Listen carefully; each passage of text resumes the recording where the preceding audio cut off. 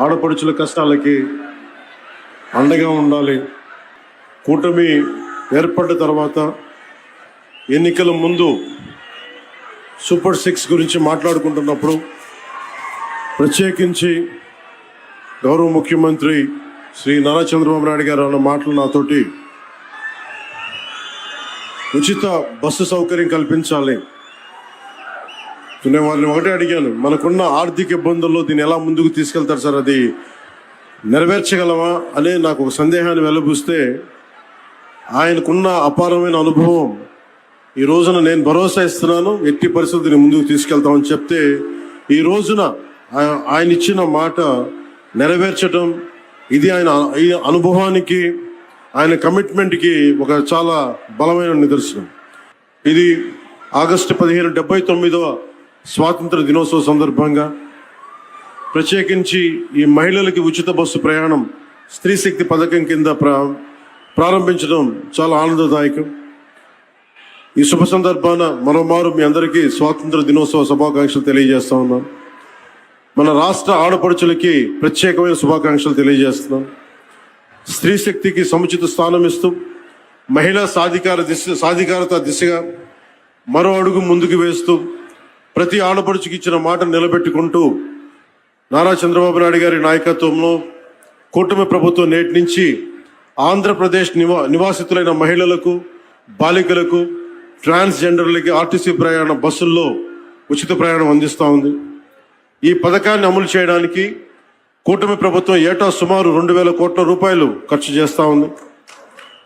గత ప్రభుత్వ అస్తవ్యస్త విధానాలతోటి కుదేలైన ఆర్థిక వ్యవస్థ గాడిలో పెడుతూనే ఒకవైపు పెట్టుబడులను ఆకర్షిస్తూనే సూపర్ 6ని చాలా సమర్థవంతంగా ఒక్కొక్క హామీని చాలా బలంగా ముందుకు తీసుకెళ్తున్నారు. శ్రీ నారా చంద్రబాబు నాయుడు గారి నాయకత్వంలోని కూటమి ప్రభుత్వం ఇచ్చిన మాట మేరకు ప్రతి విద్యార్థి తల్లికి వందనం పథకం అమలు చేశాం. దీపం 2 పథకం కింద మహిళలకు ఇప్పుడే 2 విడత లబ్ధిదారులకు గ్యాస్ సిలిండర్లు ఉచితంగా ఇచ్చాం. స్త్రీ శక్తి పథకంతో మహిళా ప్రయాణికులకి ఉచిత బస్సు సౌకర్యం అందించేందుకు ఏపీఎస్ఆర్టీసీకి చెందిన 8,458 బస్సులు ఉచిత ప్రయాణానికి అందుబాటులో ఉంటాయి. ప్రభుత్వం ఎంపిక చేసిన 5 రకాల బస్సుల్లో నిర్ణీత గుర్తింపు కార్డు, అది ఆధార్ కావచ్చు, ఓటర్ ఐడి కావచ్చు, రేషన్ కార్డు కావచ్చు, లేదా రాష్ట్ర మరియు కేంద్ర ప్రభుత్వ ఐడిని చూపించి రాష్ట్రం మొత్తం ఎలాంటి ఆంక్షలు లేకుండానే తిరిగేందుకు ప్రభుత్వం ద్వారా అవకాశం కల్పిస్తున్నాం. Palle Velugu, ultra Palle Velugu, express, city ordinary, city metro express బస్సుల్లో మహిళలంతా ప్రయాణించవచ్చు.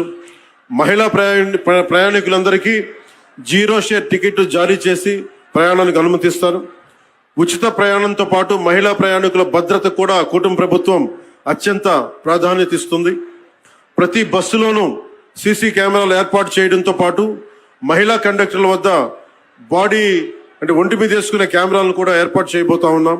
ఇది ఉచిత ప్రయాణం మాత్రమే కాదు, ప్రతి మహిళ ఆర్థిక భద్రత, ప్రయాణ స్వేచ్ఛ, సామాజిక గౌరవం అందించే మార్గం.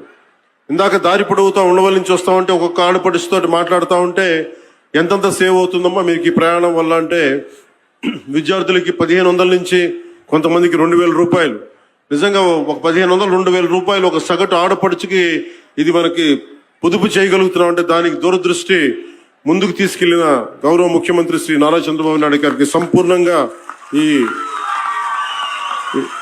గుర్తింపు ఆయనకి రావాలి. అలాగే మేమందరం ఈ రోజు ఇంత బలంగా చేయగలుగుతున్నాం, ఇలాంటివి ఇన్ని పథకాలను ముందుకు తీసుకెళ్తున్నాం, పెట్టుబడులను ఆకర్షించగలుగుతున్నామంటే 2 కీలకమైనవి. ఒకటి, మీరు మా మీద భరోసా పెట్టారు. మేము ఎలక్షన్ సమయంలో మీకు చెప్పాం, మీరు చంద్రబాబు నాయుడు గారి మనకి నేతృత్వంలో ఉన్న కూటమి ప్రభుత్వాన్ని మీరు అండగా నిలబడండి, మేము మీకు అండగా నిలబడతాం. అలాగే భారతీయ జనతా పార్టీ, మనకి ప్రధానమంత్రి గారి నేతృత్వంలో భారతీయ జనతా పార్టీ ఎన్డీఏ ప్రభుత్వం, మీరు నిలబడండి, మేము మీకు అండగా ఉంటామని తెలియజేస్తే అది మీరు మా మీద పెట్టిన భరోసా ఈ రోజున మీకు ఉచిత బస్సు ప్రయాణం తీసుకొచ్చింది. అలాగే భవిష్యత్తులో కూడా ఏమైతే మీకు హామీలు చేశామో మొత్తం సంపూర్ణంగా సాధ్యమైనంత మేరకు అన్ని రకాల కష్టాలని, అన్ని రకాల అవరోధాలని అధిగమించి మీకు అండగా ఉంటుంది కూటమి ప్రభుత్వం, చంద్రబాబు నాయుడు గారి నాయకత్వంలోని కూటమి ప్రభుత్వం అండగా ఉంటుందని తెలియజేసుకుంటూ, మాకు ఈ రోజున అమరావతి రాజధాని కావచ్చు, అలాగే వైజాగ్ స్టీల్ ప్లాంట్కి కూర్చోబెట్టిన నిధులు కావచ్చు, అనేక రకాలుగా పెట్టుబడుల ద్వారా మనకి ఆంధ్రప్రదేశ్ అభ్యున్నతికి, అభివృద్ధికి తోడ్పడుతున్న శ్రీ గౌరవ ప్రధానమంత్రి శ్రీ నరేంద్ర మోదీ గారి మార్గనిర్దేశకత్వంలో, నారా చంద్రబాబు నాయుడు గారి నాయకత్వంలో ఇంకా ఎన్నో పథకాలు, సేవలు ఈ కూటమి ప్రభుత్వం మీకు అందిస్తుంది. మీకు అండగా నిలబడతామని తెలియజేసుకుంటూ, ఆ మహిళ వ్యవహరించిన తీరు సభ్య సమాజం, ఆ మహిళతో ఈయన వ్యవహరించిన తీరు సభ్య సమాజం తలదించుకునేలా ఉందనే అభిప్రాయం ఈ రోజున ప్రతి ఒక్కళ్ళలో వ్యక్తమవుతోంది. ప్రజాప్రతినిధి అయ్యుండి కూడా ఈ రకంగా రాసలీలలు చేస్తూ వీళ్ళు ఏమీ చెప్పాలనుకుంటున్నారు ఈ రాష్ట్రానికి నాకు అర్థం కాదు. అంటే మీరు ఒక గౌరవమైన పోస్ట్లో ఉన్నారు, మీరు చాలా మంది మిమ్మల్ని చూస్తూ ఉంటారు, మీరు ఎలా మాట్లాడుతున్నారు, ఎలా ప్రవర్తిస్తున్నారు అన్ని అబ్జర్వ్ చేస్తూ ఉంటారు. మీరు ఒక ఇన్స్పిరేషన్గా ఉండాలి. కానీ మీ ప్రవర్తన, మీ తీరు ఈ రోజున కూటమి ప్రభుత్వంలో నాయకుల తీరు ఎలా ఉందంటే మాటల్లో చెప్పలేని విధంగా ఉంది. మళ్ళీ నిష్పక్షపాతంగా మేము రాజకీయం చేస్తాము, మహిళల్ని సమానంగా చూస్తూ వాళ్ళ సాధికారత కోసం కృషి చేస్తాము అంటూ కబుర్లు చెప్తారు. ఈ రోజున మహిళలు ఏంటండి, ఎస్పీలే భయపడుతున్నారు. అసలు మీ పాలనలో ఎస్పీలే, ఐపీఎస్ అధికారులే భయపడుతున్నారు మీ పాలనలో. ఎస్సీ సామాజిక వర్గానికి చెందిన సీనియర్ ఐపీఎస్ సంజయ్కి నిష్పక్షపాతంగా పనిచేస్తారనే పేరుంది, అవునా కాదా? ఆయనకు ఏ రాజకీయ పక్షానికి కొమ్ము కాయరని ఐపీఎస్ అధికారులే స్పష్టం చేస్తూ ఉంటారు. ఆయన కూడా మీ నిధుల్లో దుర్వినియోగానికి బలైపోయారు. ఆయన కూడా ఐపీఎస్ అధికారి పివి సునీల్ కుమార్ పై మీరు ఎంత కక్ష తీసుకున్నారు ప్రజలందరం చూసాము. దళితులను ఎంత హేయంగా మాట్లాడతారు మీరు, గంజాయి తాగేవాళ్ళు. మీరు మాట్లాడిన మాటలే 27/4/2024 విత్ డేట్ చెప్తున్నాను నేను ఈ రోజున. గత సంవత్సర కాలంగా ఎవ్వరు రాష్ట్రంలోని ఏ పనులు చేసుకునే వాళ్ళు కూడా సంతృప్తిగా లేరు ఈ కూటమి ప్రభుత్వంతో. అది రైతుల దగ్గర నుంచి, చదువుకునే పిల్లల దగ్గర నుంచి, ఉద్యోగాలు చేసుకునే మహిళలు కావచ్చు, ఉద్యోగులు కావచ్చు, ప్రభుత్వ ఉద్యోగులు కావచ్చు, ఎవ్వరూ సంతోషంగా లేరు. ముఖ్యంగా మహిళలు అయితే నిన్నటికి నిన్న మీరు అమలుపరిచిన బస్సు పథకం కూడా చూసాం కదా. ఫ్రీ అన్నారు, డబ్బులు తెచ్చుకోకుండా టికెట్ కొనుక్కోవడానికి వస్తే అయ్యో ఇది ఫ్రీ కాదమ్మా అంటారు అక్కడ వాళ్ళు. మళ్ళీ వాళ్ళు వెళ్ళి డబ్బులు తెచ్చుకుని టికెట్లు కొనుక్కోవాల్సిన పరిస్థితి. బస్సుల ముందు ఇది స్త్రీ శక్తి సంబంధించినది కాదు, ఇక్కడ వర్తించదు ఆ పథకం అని చెప్పి బోర్డులు పెట్టుకుని తిరుగుతున్నారు. ఇంకేంటి మీరు ఇచ్చింది? మాటలు అందరూ చెప్తారు, కానీ మీరు మాటలు చెప్పినవన్నీ కూడా చేతల్లో చేసి చూపించేటువంటి ఆ నమ్మకం మీకు ఉన్నప్పుడే ఆ మాటలు చెప్పండి. లేకపోతే నవ్వుతున్నారు ప్రజలందరూ కూడా. ఈ రోజున చూసాం కదా, ఇప్పుడు సంవత్సర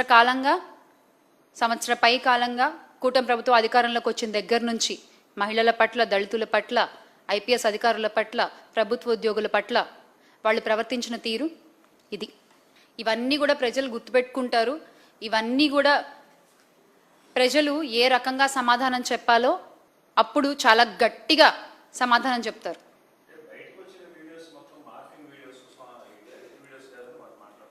ఇవాళ రేపు ఒక వరం ఏమిటంటే ఏది వచ్చేసినా అది మార్ఫింగ్ అని చెప్పేయచ్చు, ఏది అయినా మాట్లాడేయచ్చు. తర్వాత అయ్యో అది ఏఐ అండి మాకేం సంబంధం లేదు అని చెప్తున్నారు.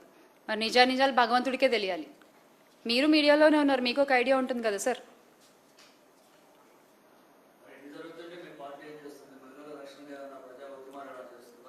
ఎక్కడ మహిళలకు అన్యాయం జరిగినా అక్కడ మా మహిళా నేతలు వెళ్ళి మాట్లాడుతున్నాము, వాడిని ప్రశ్నిస్తున్నాము.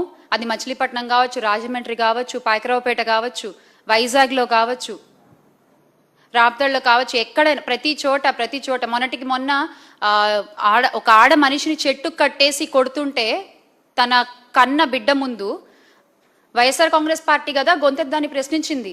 ఆ తర్వాత కదా ఆమెకు న్యాయం జరిగింది కుప్పంలో. సో ఇలాగా ప్రతి చోట ఎక్కడ మహిళలకు అన్యాయం జరుగుతున్నా అక్కడ ముందు నిలబడేటువంటి పార్టీ వైఎస్ఆర్ కాంగ్రెస్ పార్టీ అని సగర్వంగా తెలియజేసుకుంటున్నాము. ఎందుకంటే మా అధినాయకులు వైఎస్ జగన్మోహన్ రెడ్డి గారికి మహిళలపై అపారమైన గౌరవం. ప్రతి మహిళని కూడా సొంత చెల్లిలా చూసేటువంటి విశాల హృదయం అయింది. కాబట్టి రాష్ట్రంలో ఏ ఆడపిల్లకు అన్యాయం జరిగినా కూడా ముందుండి ప్రశ్నించేటువంటి పార్టీ వైఎస్ఆర్ కాంగ్రెస్ పార్టీ. ప్రశ్నించే పేపర్ సాక్షి కవర్ చేసేటువంటి ఛానల్ సాక్షి మీడియా. ఇది అందరికీ తెలిసిన విషయమే. అవును, ఆయన ఎక్కడున్నారు అసలు? నిజమే, నేను మొన్న కూడా అన్నాను, ఈయన అసలు కనబడట్లేదు, ఏమైపోయారు ఈయన? ఇన్ని జరుగుతున్నా కూడా ఒక్కదానికి కూడా మాట్లాడరు. ఆయన సొంత నియోజకవర్గంలో జరిగితే మాట్లాడరు. ఆయన పక్కన కాకినాడ జిల్లాలో మొన్న డాక్టర్ పైన నర్సింగ్ కోర్స్ చదివేటువంటి వాళ్ళ మీద గవర్నమెంట్ హాస్పిటల్లో అంత ఇష్యూ జరిగితే అప్పుడు కూడా ఆయన వచ్చి మాట్లాడలేదు. ఒక్క విషయంలో ఆయన స్పందించరు. ఆయన ఏం చేస్తున్నట్టు? సార్, ఉప ముఖ్యమంత్రి పవన్ కళ్యాణ్ గారు, వేర్ ఆర్ యూ?